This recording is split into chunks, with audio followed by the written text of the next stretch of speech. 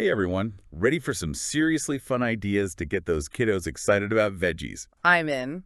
We're all about making meals an adventure, and today we're diving into some really cool and practical tactics you can try right away. You know, we're taking inspiration from this awesome guide that's all about transforming veggies from like ew to yay. I love that. Yeah, get ready for some veggie art, mini chefs, and a whole lot of fun, It's funny, right? We always approach this like it's some kind of battle, like we got to force those veggies down. right? But this guide actually suggests something totally different. It's all about engaging their curiosity and creativity. Totally. And that's what makes it so unique. Yeah, it's like sneaking in the good stuff while they're having a blast. Okay, so first up is presentation. You know, we eat with our eyes first. And that's especially true for kids. This guide suggests turning those veggies into like edible masterpieces. I love that. Kids are all about playing and creating. So instead of just some boring steamed broccoli, we're turning those veggies into art. I like this. Right. Okay, so give me an example. Okay, so imagine using carrot sticks as sun rays, cucumber slices as like whimsical clouds, and then those cherry tomatoes can be like pops of color. So we're basically turning the dinner plate into a canvas. I love it. Actually, I tried this with my kids the other night. We made veggie faces, pepper slices for eyes, a cherry tomato nose, and like crazy spinach hair. That's so fun. And you know what else is great? What? Cookie cutters, Oh, yeah. stars, hearts, dinosaurs, you name it.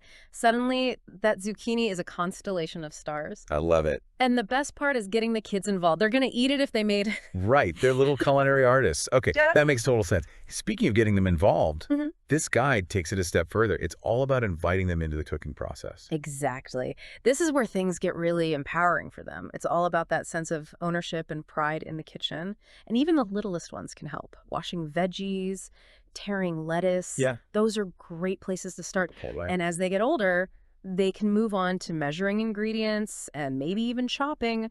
With supervision, of course. Of course. Now, I love how the guy gives us some super kid-friendly recipes to get us started. Like veggie skewers, for example. You just let your child pick their favorite veggies. Bell peppers, cherry tomatoes, zucchini, whatever they want. And they thread them onto skewers. It's like edible jewelry. It's just such a good way to put it. And you just can't go wrong with mini pizzas. We're Well, not talking delivery here. Right. Imagine a whole grain pita bread as the crust, Mm. a little tomato sauce, and then it's veggie mayhem. Yes. Peppers, mushrooms, onions. The more colorful, the better. Okay, so we've got them creating these veggie masterpieces and becoming mini chefs. Yeah. What I'm hearing is when kids are involved, their whole attitude towards veggies changes. Exactly. It taps into their need for autonomy. It's not, you will eat this. It's, look what I made. Yeah. There's pride, accomplishment, and most importantly, a willingness to try new things. That is huge. Okay, so we've talked about presentation and getting them involved in the kitchen. And now we're going to talk about choices. This is about giving them some control over what they eat. Interesting. And it's surprisingly effective.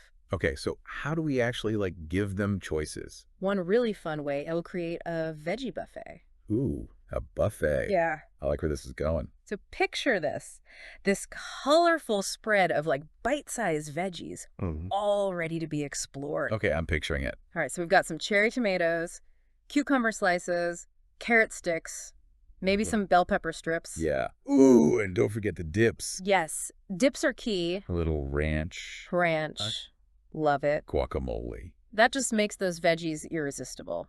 It does. The key is variety. The more options they have, the more likely they'll find something they like. That makes sense. And remember, it's not about forcing them to try everything. It's about encouraging them to explore. I love that. So it's not about us dictating what they eat. It's about this fun experience. Yeah. Where they get to choose. Exactly. It's all about that autonomy. And when they feel like they have a say, they're way more likely to actually eat it. Okay, I'm on board. And you know what else is really fun? Taking them to the farmer's market. Oh, that's such a good idea. It's like an adventure. Right. Instead of just grabbing the same old stuff from the grocery store, you let them pick out what looks good to them. Yeah. It's like a sensory experience. It is. A chance to discover something new. Exactly. And think about how proud they'll be when they get to choose the veggies. I love It's like they went on a treasure hunt.